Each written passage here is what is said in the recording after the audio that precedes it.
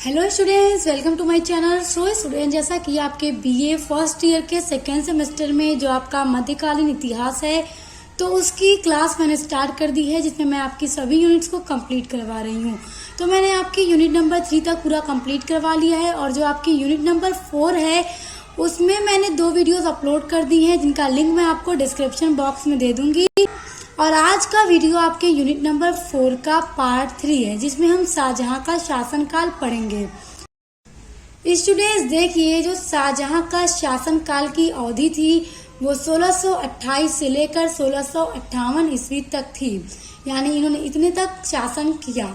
और शाहजहां के जन्म से रिलेटेड प्रश्न भी आ जाते हैं, तो ये जो है सब उनके प्रारंभिक जीवन के बारे में है। समझिए, शाहजहां का जन्म 5 जनवरी 1592 ईस्वी में हुआ था और इनके बचपन का जो नाम था वो खुर्रम था। तो आप ये छोटे छोटे पॉइंट को याद रखिएगा। पूछा जाता है कि शाहजहां का जन्म कब हुआ था, इनका बचपन का क्या नाम था, तो इनके बचपन का नाम खुर्रम था।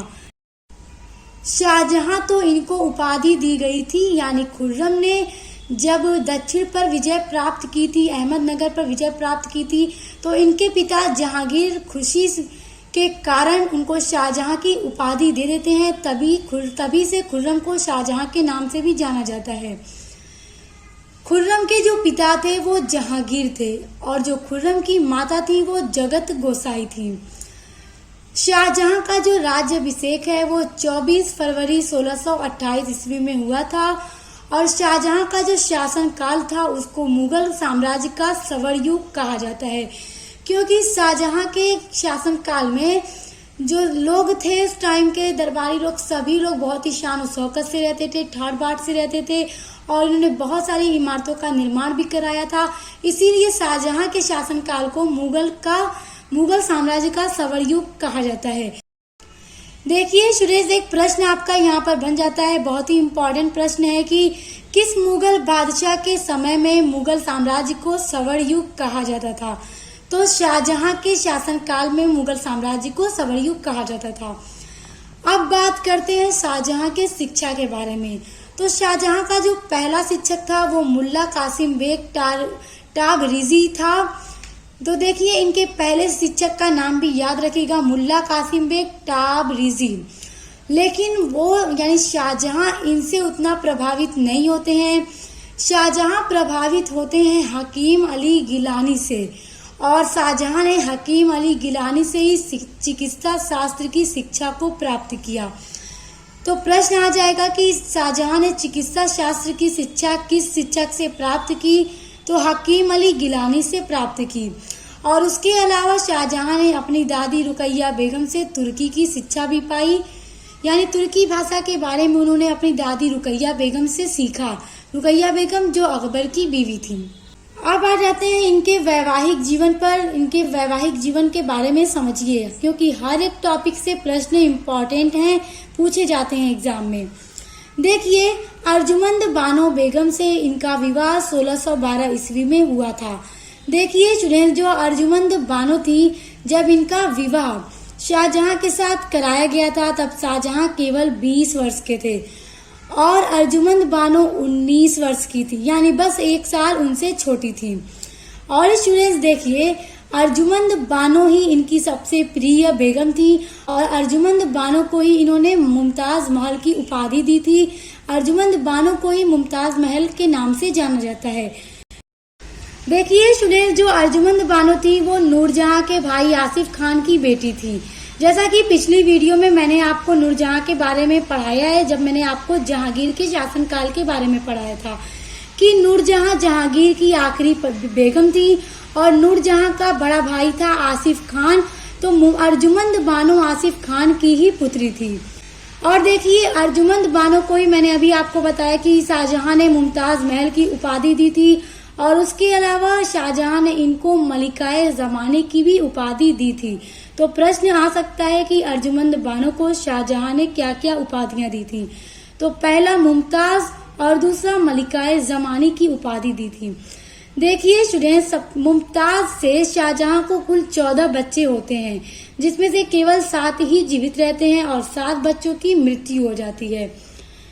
देखिए 4 बेटा बचते हैं उनके और 3 बेटियां उनकी बचती हैं और उनका नाम था दारा शिको, दूसरा है शाह शुजा, तीसरा औरंगजेब।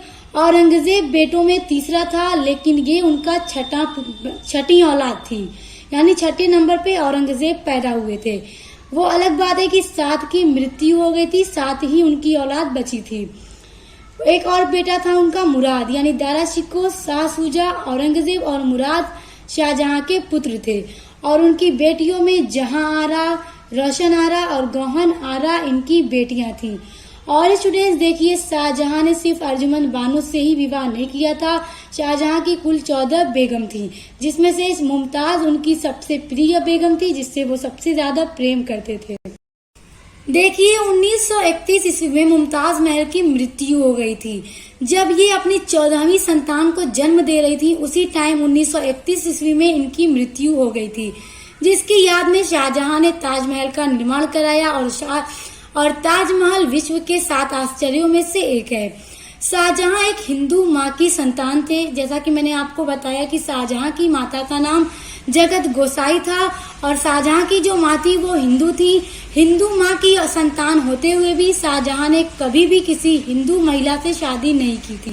देखिए स्टूडेंट्स, मुगल काल में अभी तक उत्तराधिकारी को लेकर युद्ध नहीं हुआ था, लेकिन शाहजहां के टाइम में मुगल काल में पहली बार उत्तराधिकारी का युद्ध हुआ था। खुर्रम और शहरयार के मध्य हुआ। यानी देखिए, जो जहांगीर के पुत्र थे खुर्रम और शहरयार, खुसरो भी इनका पुत्र था जहांगीर का, लेकिन पहले ही उनको मरवा दिया गया था खुर्रम के द्वारा, क्योंकि जब उनको कैद करके रखा गया था, क्योंकि उसने पहले ही अपने बाप के खिलाफ विद्रोह कर दिया था। खुसरो के बारे में मैंने आपको पहले ही वीडियो में पढ़ा दिया है, तो आपको लिंक डिस्क्रिप्शन में दूंगी, आप देखिएगा, आपको समझ में आ जाएगा। आप जब उस वीडियो को देखेंगे उसके बाद ही इस टॉपिक को समझेंगे। तो देखिए, खुर्रम और शहरयार के बीच में इसलिए जंग हुई थी, युद्ध हुआ था, क्योंकि दोनों ही शासक बनना चाहते थे। दोनों चाहते थे कि हम राजगद्दी पर बैठे और हम शासन करें, तो इसलिए दोनों के बीच में युद्ध हुआ। और ये मुगल काल में पहली बार युद्ध हुआ था उत्तराधिकारी को लेकर कि कौन अपने बाप का उत्तराधिकारी होगा। तो देखिए लेकिन खुर्रम की ही विजय होती है और 24 फरवरी 1628 ईस्वी को आगरा में अबुल मुजफ्फर सिहाबुद्दीन मोहम्मद साहेब किरानेसानी की उपाधि के साथ खुर्रम का राज्याभिषेक हुआ। तो देखिए जब शाहजहां बादशाह बन जाता है, तो जैसा कि शाहजहां का जो ससुर था आसिफ खान, क्योंकि आसिफ खान की पुत्री थी अर्जुमंद बानो, तो आसिफ खान को यानी शाहजहां ने अपने ससुर को 7000 जात व सवार के साथ वजीर का पद प्रदान किया। 7000 जात व 7000 सवार, ये जो मनसब हुआ करता था, मनसब दिया जाता था, जैसा कि आपने पढ़ा था अकबर की जब वीडियो पढ़ाई थी कि मनसबदारी व्यवस्था सबसे पहले मुगल काल में और भारत में अकबर ने ही चलाई थी। तो अपने ससुर आसिफ खान को वो 7000 जात व 7000 सवार के साथ वजीर का पद प्रदान कर देते हैं। और जो महावत खान था, तो शाहजहां ने महावत खान को भी 7000 जात व सवार के साथ खाना की उपाधि दी थी। तो ये सभी छोटे छोटे पॉइंट हैं जिनको आप लर्न कर लीजिए, याद कर लीजिए, यहाँ से आपके प्रश्न बनकर एग्जाम में आ सकते हैं। और उसके अलावा देखिए स्टूडेंट, नूरजहां को 2 लाख रुपए प्रति पेंशन दे करके शाहजहां ने लाहौर भेज दिया और लाहौर में ही नूरजहां की 1645 ईस्वी मृत्यु हो गई थी।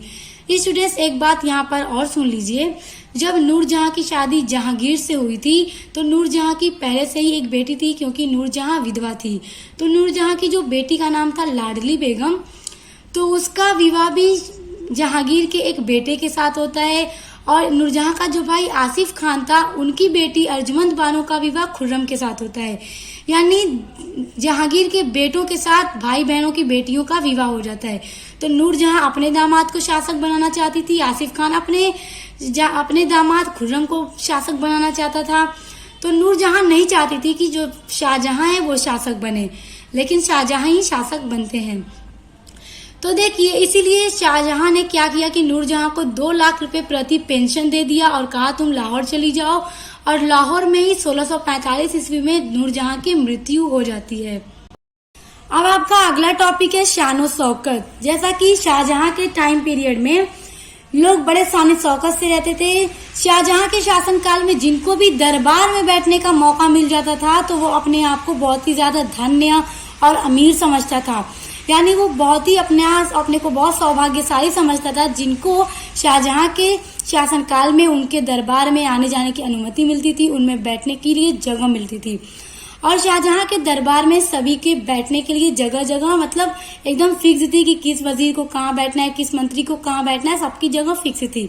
तो उसके जितने भी दरबारी थे शाहजहां के, सब बड़े शान शौकत से रहते थे, बड़े ठाट बाट से रहते थे, यानी बहुत ऐशो आराम से रहते थे। जिन विदेशी लोगों को भी शाहजहां के दरबार में आने का मौका मिलता था वह वहां के रंग ढंग शान शौकत को देखकर आश्चर्य किया करते थे। यानी उनके दरबारी इतने शान शौकत से रहते थे कि कोई विदेशी अगर आता था दरबार में शाहजहां के तो उनके शान शौकत, उनके ठाट बाट को देखकर बहुत ही ज्यादा आश्चर्यचकित हो जाया करते थे कि यहाँ पे कितना ठाट बाट है। तख्त ताउस शाहजहां के बैठने का राज सिंहासन था जिसका निर्माण शाहजहां ने करवाया था और तख्त ताउस को मयूर सिंहासन भी कहा जाता है, जो कि बहुमूल्य रत्नों से जड़ित था और शाहजहां ने इसमें कोहिनूर लगवाया था। अब पढ़ते हैं कुछ महत्वपूर्ण तथ्य जिनसे रिलेटेड प्रश्न आपके एग्जाम में आ सकते हैं, तो आप लोग बहुत ध्यान से इन बिंदुओं को समझिए। ताजमहल की रूपरेखा उस्ताद ईसा ने तैयार की। देखिए ताजमहल का जो रूपरेखा था वो उस्ताद ईसा ने तैयार की थी और ताजमहल को शाहजहां ने 20-22 वर्षों में तैयार करवाया था और ये सफेद संगमरमर से बना हुआ है। तो प्रश्न अगर आ जाए आपके एग्जाम में कि ताजमहल की रूपरेखा किसने तैयार की, क्योंकि बहुत ही इम्पोर्टेंट प्रश्न है ये, तो उस्ताद ईसा ने तैयार की थी। उसके अलावा देखिए अगला पॉइंट है ताजमहल का निर्माण करने वाला मुख्य स्थापत्य कलाकार उस्ताद अहमद लाहौरी था। यानी ताजमहल की रूपरेखा तो उस्ताद ईसा ने तैयार की, लेकिन ताजमहल को बनवाने वाला जो मेन कलाकार था वो उस्ताद अहमद लाहौरी था। तो आप ये सभी नाम को बहुत अच्छे से याद रखिएगा, प्रश्न आपके यहाँ से बनेंगे जरूर। उसके बाद देखिए मीर जुमला ने शाहजहां को कोहिनूर का हीरा भेंट किया था। देखिए मीर जुमला जो थे उन्होंने शाहजहां को कोहिनूर का हीरा भेंट किया था और ये कोहिनूर का हीरा शाहजहां ने अपने तख्त ताउस में जड़वाया था, जिसे मयूर सिंहासन भी कहा जाता है। तो ये जो कोहिनूर हीरा था उसको सन 1739 ईस्वी में नादिर शाह लूटकर ईरान लेकर चला गया था। तो आप इस बात को भी याद रखिएगा कि किसने कोहिनूर हीरा को लूट लिया था। नादिर शाह ने लूटकर 1739 ईस्वी में लेकर ईरान चला गया था। देखिए अगला पॉइंट है 1638 ईस्वी में राजधानी को आगरा से दिल्ली लाए। यानी पहले मुगलों की राजधानी आगरा हुआ करती थी, शाहजहां ने राजधानी बदल दी, उन्होंने आगरा से बदल करके दिल्ली को अपनी राजधानी बनाई सन 1638 ईस्वी में। और जब वो राजधानी परिवर्तन कर रहे थे तो यमुना नदी के तट पर उन्होंने शाहजहानाबाद नगर की नींव डाली थी। तो प्रश्न आ जाता है कि शाहजहानाबाद की नींव किसने डाली और कब डाली, तो आप याद रख सकते हैं शाहजहां ने डाली, क्योंकि नाम शाहजहां से शाहजहानाबाद, और 1638 ईस्वी में जैसा कि उन्होंने राजधानी परिवर्तन किया था तभी उन्होंने इस नगर की नींव डाली थी। आगरा की जामा मस्जिद का निर्माण शाहजहां की पुत्री जहां आरा ने करवाया था। देखिए जो आगरा में जामा मस्जिद है उसका निर्माण जो शाहजहां की बेटी जहां आरा थी उसने करवाया था, और दिल्ली की जो जामा मस्जिद है उसका निर्माण शाहजहां ने करवाया था। उसके बाद देखिए शाहजहां ने दारा शिकोह को शाह बुलंद इकबाल की उपाधि दी। देखिए शाहजहां ने उसको शाह बुलंद की इकबाल की उपाधि क्यों दी थी, क्योंकि जो उनका बेटा दारा शिकोह था वो उच्च कोटि का विद्वान था और उसने फारसी, संस्कृत तथा हिंदी सभी भाषाओं में उच्च कोटि के ग्रंथ भी लिखे हैं। और उनका बेटा दारा शिकोह जो था उसने संस्कृत का विद्वान था और उसने कई उपनिषदों को संस्कृत से फारसी में अनुवाद भी किया था। तो इसी उसकी जो विद्वानता ये थी कि उसने संस्कृत के उपनिषदों का फारसी में अनुवाद कर दिया। इसी कारण शाहजहां ने अपने बेटे दारा शिकोह को शाह बुलंद इकबाल की उपाधि दी थी। उसके बाद देखिए शाहजहां द्वारा बनाई गई कुछ प्रमुख इमारतें स्टूडेंट्स, जैसा कि आप सभी लोग जानते होंगे और आप लोग जाकर देखे भी होंगे दिल्ली और आगरा में। जैसा कि दिल्ली का लाल किला, दीवाने आम, दीवाने खास। तो देखिए दीवाने आम में क्या करते थे शाहजहां कि वो जितने भी जनता रहती थी उनकी समस्याओं को दीवाने आम में सुना करते थे और उस पर फैसला किया करते थे। और दीवाने खास में वो मंत्रियों वजीरों के साथ बैठकर किसी भी बातों को लेकर चर्चा करते थे और फैसला किया करते थे।